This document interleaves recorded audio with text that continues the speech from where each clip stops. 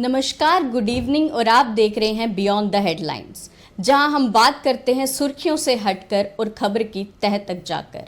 सबसे पहले बात करेंगे अब तक की हेडलाइंस के बारे में। जम्मू कश्मीर में वंदे मातरम को लेकर सियासत। मुख्यमंत्री उमर अब्दुल्ला ने कहा, जम्मू कश्मीर के फिलहाल इस कार्यक्रम पर कोई फैसला नहीं। बीजेपी का पलटवार, कहा जो वंदे मातरम का विरोध कर रहे हैं वो अलगावादी मानसिकता रखते हैं। आप विधायक महराज मलिक के पीएसए मामले पर फिर मिली अगली तारीख, 20 नवंबर पर होगी सुनवाई। कश्मीर का डॉक्टर उत्तर प्रदेश में गिरफ्तार। जैश ए मोहम्मद के पोस्टर लगाता गिरफ्तार। रविंद्र रैना ने संभाली बड़गाम प्रचार की जिम्मेदारी। रैली पर मोदी मोदी के लगे नारे। तो अब खबरें विस्तार से। मेरे साथ होंगे मेरे सहयोगी दीपक खजूरिया। तो दीपक जी, अब तो जम्मू कश्मीर में भी वंदे मातरम पर सियासत शुरू हो चुकी है, इसको लेकर आप क्या बोलेंगे? कि जम्मू कश्मीर में हर बार, चाहे वो सूर्य नमस्कार हो या वो वंदे मातरम के 150 वर्ष पूरे हो रहे हों, उसको लेकर कहीं ना कहीं यहाँ पर सियासत रहती है। और आज उमर अब्दुल्ला जो मुख्यमंत्री हैं जम्मू कश्मीर के, उन्होंने खुद ही सियासत को जन्म दे दिया जब उनसे पत्रकारों ने बड़गाम में सवाल किया कि आखिर वंदे मातरम के 150 साल पूरे हो रहे हैं और जम्मू कश्मीर के स्कूलों में किस तरह के कार्यक्रम होंगे। उन्होंने कहा, ना तो वंदे मातरम को लेकर कोई फैसला कैबिनेट ने ही किया है और ना ही इससे कोई स्कूलों में इस तरह का कोई कार्यक्रम किया जा रहा है। उन्होंने ये भी कहा कि जो शिक्षा मंत्री सकीना इत्तू हैं, उनके भी कोई खास निर्देश नहीं आए हैं और साथ ही साथ ये कहा कि हमें काम करने दीजिए, हम इन चीजों में नहीं जाना चाहते। तो उमर अब्दुल्ला का ये बयान कहीं ना कहीं खुद ही जम्मू कश्मीर में सियासत को शुरू करने वाला नजर आ रहा है। हालांकि इससे पहले किसी ने भी कश्मीर से वंदे मातरम को लेकर कोई बयान नहीं दिया था, मगर जब अब मुख्यमंत्री ने बयान दे दिया तो मुझे लगता है कि आने वाले दिनों में यह मुद्दा भी अब गरमाएगा और इसके ऊपर जम्मू और कश्मीर से अलग अलग बयानबाजी भी होगी और तल्खी भी नजर आएगी। लेकिन अब तो इस पर सर बीजेपी का भी पलटवार हो चुका है। बिल्कुल, बीजेपी भी उसमें पीछे नहीं रही, क्योंकि ये सियासत की बात हो गई। जब उमर अब्दुल्ला ने बयान दे दिया तो बीजेपी ने भी रिएक्शन दिया और बीजेपी से रिएक्शन आया है जम्मू कश्मीर के बीजेपी प्रभारी तरुण चुग का।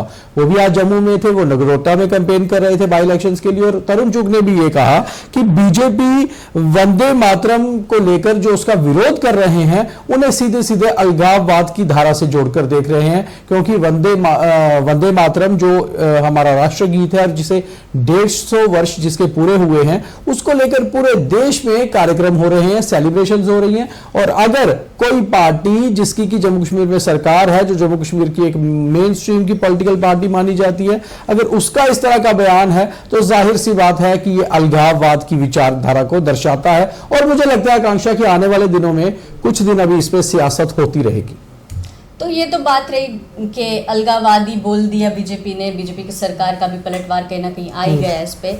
लेकिन अब बात करेंगे हम अपने आप विधायक महराज मलिक की, जिनकी अभी हमने सुना कि उनको फिर से अगली तारीख मिल गई है। देखिए, वो एक सनी देओल का डायलॉग था बहुत मशहूर मूवी का कि तारीख पर तारीख पर तारीख। तो महराज मलिक को तारीख पर तारीख मिलती जा रही है और उसका कारण यह है कि महराज मलिक जो सितंबर में पीएसए के तहत जेल में गए थे, कठुआ जेल में बंद हैं, उन्हें कई तारीखें उनकी लगातार जम्मू कश्मीर हाई कोर्ट पर मिल रही हैं और अगली तारीख 7 नवंबर के बाद अब 20 नवंबर को तय की गई है कोर्ट द्वारा, जब सुनवाई होगी महराज मलिक के पीएसए को लेकर।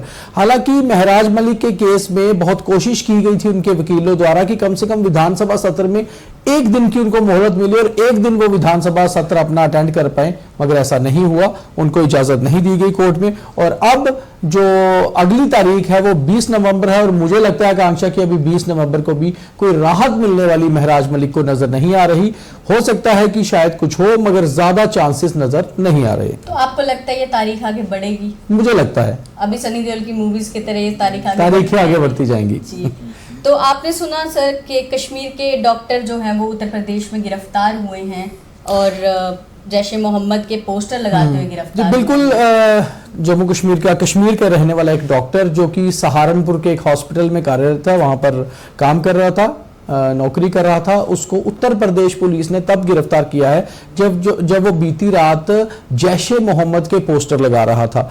गिरफ्तार करने के बाद कश्मीर पुलिस को भी सूचित कर दिया गया है और अब उसके क्रेडेंशियल्स जो है उसकी इन्वेस्टिगेशन हो रही है कि आखिर वो OGW था, स्लीपर सेल से जुड़ा हुआ था या वो डायरेक्ट आतंकी है, क्योंकि ये बेहद खतरनाक है कि किसी आतंकी गुट के पोस्टर सहारनपुर में या किसी शहर में कहीं पर भी लगाना। तो ये सहारनपुर में गिरफ्तारी हुई है, इसके ऊपर जम्मू कश्मीर पुलिस को सूचित किया गया उत्तर प्रदेश पुलिस द्वारा। और जम्मू कश्मीर पुलिस के हालांकि अभी इस पे खुलकर कोई स्टेटमेंट तो इशू नहीं किया, मगर पुलिस के कुछ सूत्रों से जो बात हुई है उनका कहना है कि गिरफ्तारी हुई है। उत्तर प्रदेश पुलिस ने ये जानकारी भी दी है और शायद उसे कश्मीर पुलिस को भी सौंपा जा सकता है। उसके बाद इन्वेस्टिगेशन की जाएगी कि क्या ये आतंकी गुट से जुड़ा हुआ था या फिर OGW के तौर पे काम कर रहा था। चलिए, इस पर तो कड़ी कार्रवाई बनती है। हम होप करेंगे कि इस पर जल्दी से जल्दी कार्रवाई की जाए। सर, रविंदर रैना जी ने संभाल लिया बड़गाम प्रचार का जिम्मेदारी। देखिए, रविंदर रैना शुरू से ही जब वो जम्मू कश्मीर के बीजेपी के प्रदेश अध्यक्ष थे तब भी वो कश्मीर में बहुत पॉपुलर नेता माने जाते थे। रविंदर रैना बहुत स्टाइल से जो है, उनको एक तो कश्मीरी भाषा भी आती है, वो रहने वाले पुंछ के हैं तो पुंछी भी अच्छी बोलते हैं, डोगरी भी अच्छी बोल लेते हैं, हिंदी अंग्रेजी तो बोलते ही हैं, तो वो कश्मीर के लोगों से बड़ा मिक्सअप भी हो जाते हैं। और रविंदर रैना का एक स्टाइल भी है कि वो जहां जाते हैं वहीं के हो जाते हैं। तो वो कश्मीर में कुछ दिनों से बड़गाम में कैंपेन कर रहे हैं, जो बाई इलेक्शंस हैं वहां चुनाव प्रचार कर रहे हैं। आज उन्होंने एक पब्लिक मीटिंग की और उसके बाद वहां मोदी मोदी के नारे भी लगे। हालांकि वहां पर जो पब्लिक थी वो तो रविंदर रैना को शेर भी बता रही थी कि शेर आया शेर आया। तो रविंदर रैना कोशिश कर रहे हैं कि बीजेपी का खाता जो है चुनावों में चाहे 2024 में नहीं खुला, कम से कम बाई इलेक्शन में उपचुनावों में ही खुल जाए। तो एक सीट भी अगर उसकी बीजेपी की झोली में आती है, खासतौर पर कश्मीर से, तो ये बीजेपी के लिए बड़ी चीज हो सकती है। और ऐसी बात नहीं, वहां बीजेपी ने अच्छी खासी कैंपेन की है और मुझे लगता है कि इस बार बड़गाम से कुछ वोट बीजेपी को अच्छे खासे मिलेंगे भी। जी, तो मतलब बीजेपी को कहीं ना कहीं हो सकता है एक कि होप आगे जाग सकती है कश्मीर में, मिल जाए, जी, एक होप मिल जाए। और अब थॉट ऑफ द डे। रिश्ता तभी सही रह सकता है जब वो 1 to 1 हो। किसी तीसरे के आ जाने से रिश्ते में कहीं ना कहीं दूरियां आ जाती हैं। तो रिश्ता अगर आप सही से बनाए रखना चाहते हैं तो उसे 1 to 1 रखें। तो ये था आज का थॉट ऑफ द डे। बाकी खबरों के लिए देखते रहें न्यूज़ रूम 24 आवाज़। जय हिंद।